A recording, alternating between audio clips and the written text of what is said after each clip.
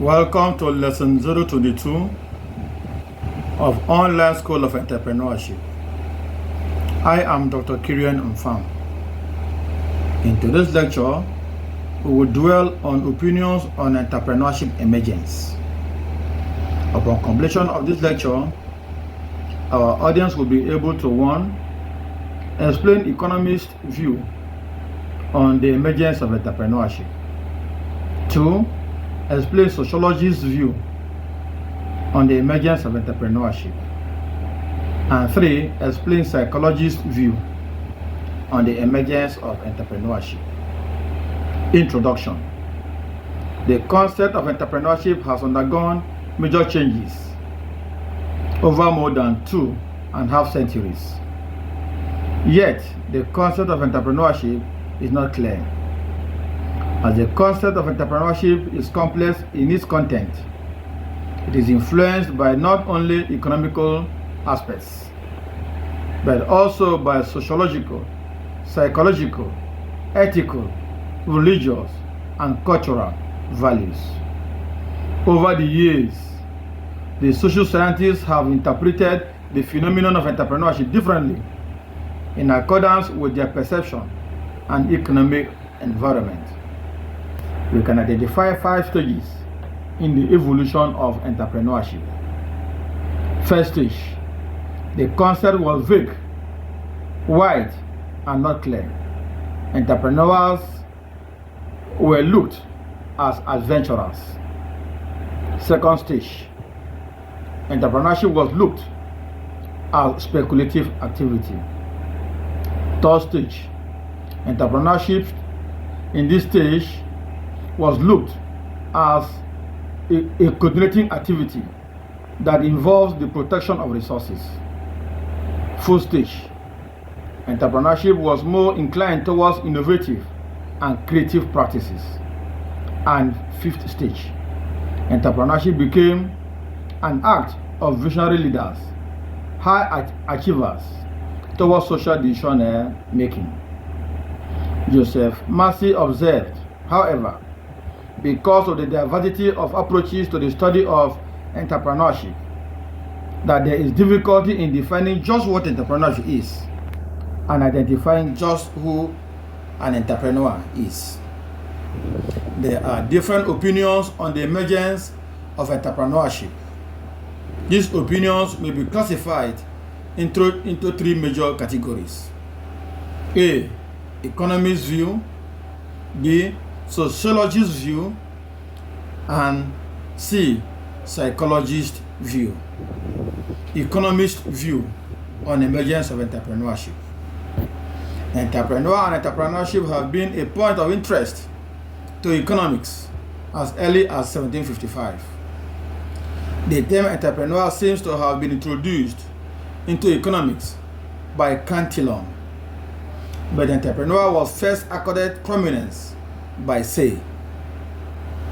It was variously translated into English as merchant, adventurer, and employer, though the precise meaning is the undertaker of a project. James Stuart Mill popularized the term in England. According to economists, entrepreneurship and economic growth will take place in those situations where particular economic conditions are most favorable. Economic incentives are the main drive for the entrepreneurial activities.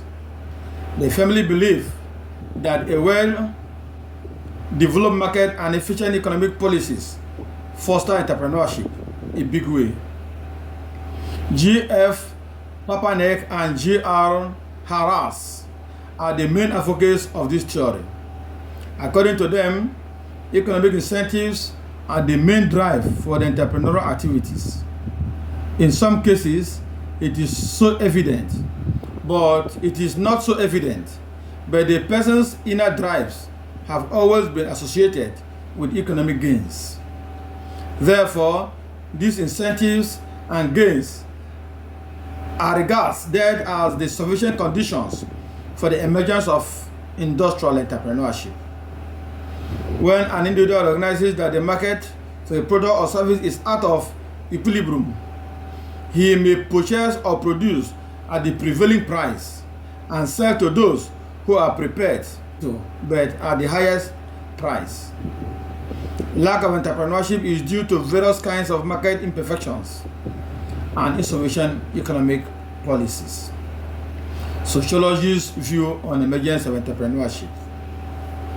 Entrepreneurship is inhibited by the social system, which denies opportunities for creative facilities, the forces of custom, values, the rigidity of status, and the district of new ideas, and of the exercise of intellectual curiosity, combined to create an atmosphere inimical to experiment and innovation. Sociologists argue that entrepreneurship is most likely to emerge under a specific social culture. According to them, social sanctions, cultural values, and role expectations are responsible for the emergence of entrepreneurship. Socio-cultural values channel economic action that gives birth to entrepreneurship. The theories of Weber and Cochran in this context are merely sociological in nature and what mentioned. According to Cochran, the entrepreneur represents society's model personality. His performance depends upon his own attitudes towards his occupation, the role expectations of sanctioning groups, and the occupational requirements of the job.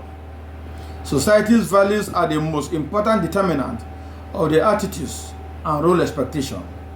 According to Weber, religious beliefs produce the intensive exertion in occupational pursuits, the systematic ordering of means to end, and the accumulation on assets. It is these beliefs which generate a drive for entrepreneurial growth. Husserl suggested that culturally, marginal groups promote entrepreneurship and economic development. Such groups, because of their ambiguous position, are peculiarly situated to make creative adjustments and thereby develop genuine innovations. In several countries, entrepreneurs have emerged from particular socio-economic class. According to Stokes, socio-cultural values channel economic action. He suggested that personal and social opportunity and the presence of the requisite psychological distributions may be seen as conditions for an individual's movement into industrial entrepreneurship. Psychology's view on emergence of entrepreneurship. The phenomenon of entrepreneurship development has been viewed, explained, and interpreted differently in the context of psychology. Among those who have stressed on the psychological aspects as contributing to the entrepreneurial success are Joseph Skumter, McClellan, Hagen, and Konkal. The main focus of these theories is as follows. Skumter believes that entrepreneurs are primarily motivated by an atavistic will to power, will to found a private kingdom, or will to conquer. According to McClellan, it is the high need for achievement which drives people towards entrepreneurial activities.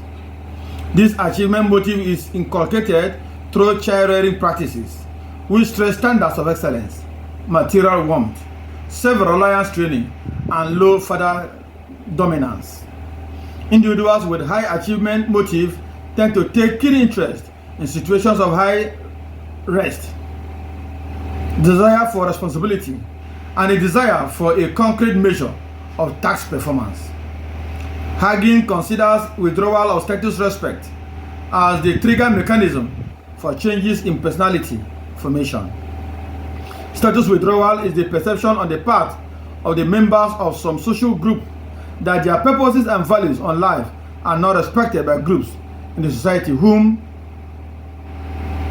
they respect.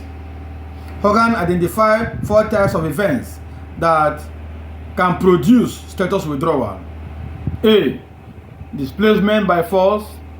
B. Denigration of value systems. C. Inconsistency of status symbols with a changing distribution of economic power. And 4. Non-acceptance of expected status on migration to a new society. Kunkel's behavioral model is concerned with the overtly expressed activities of individuals and their relations to the previously and presently surrounding social structures and physical conditions. Behavioral patterns in this model are determined by reinforcing an aversive stimuli present in the social context. Hence, entrepreneurial behavior is a function of the surrounding social structure, both past and present, and can be readily influenced by the manipulative economic and social incentives of the society. According to psychologists, entrepreneurship is most likely to emerge when a society has sufficient supply of individuals possessing particular psychological characteristics. The main characteristics are an institutional capacity to see things in new way, that is vision, energy of will and mind to overcome fixed habits of thoughts, an urge to do something, to fulfill a dream, the capacity to withstand social opposition, and the high need for achievement. Each of the above viewpoints is incomplete and none of them is right or wrong. Entrepreneurship is influenced by a multiple factors, and therefore no single factor by itself can generate entrepreneurship. Thus, entrepreneurship is the outcome of complex and varying combination of socioeconomic, psychological, and other factors. In the course of this lecture, and in line with our instructional objectives, we were able to 1. Explain economists' view on the emergence of entrepreneurship. 2. Explain the sociologist's view on the emergence of entrepreneurship. And 3. Explain psychologist's view on the emergence of entrepreneurship. If you have any difficulty in understanding any topic on entrepreneurship, do please send us a message on Facebook so we can research and help you out.